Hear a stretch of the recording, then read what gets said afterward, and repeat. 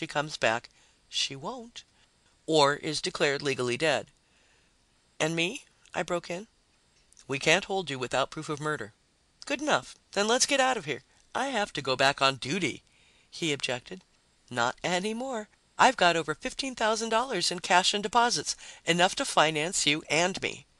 Enough to kill her for.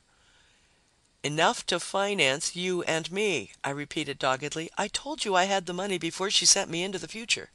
All right, he interrupted. Let's not go into that again. We couldn't find a body, so you're free. Now what's this about financing the two of us?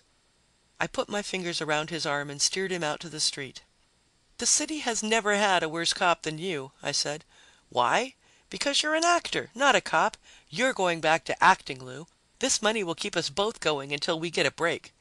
He gave me the slit-eyed look he'd picked up in line of duty. That wouldn't be a bribe, would it? Call it a kind of memorial to a lot of poor, innocent old people and a sick, tormented woman.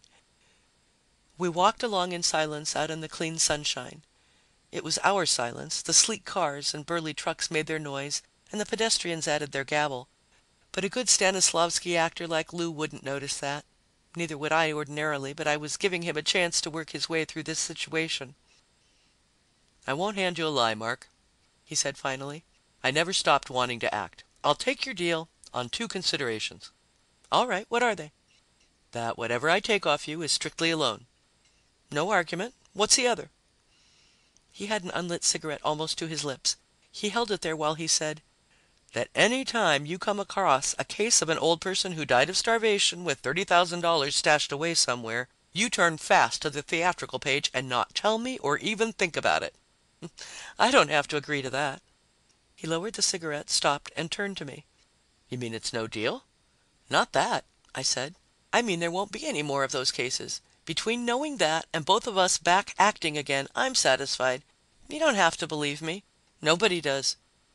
He lit up and blew out a pretty plume, fine and slow and straight, which would have televised like $1 million in the bank. Then he grinned. You wouldn't want to bet on that, would you? Not with a friend. I do all my sure thing betting with bookies. Then make it a token bet, he said. $1 that somebody dies of starvation with a big poke within a year. I took the bet. I took the dollar a year later. End of The Old Die Rich by H.L. Gold. Recording by Julie Carter.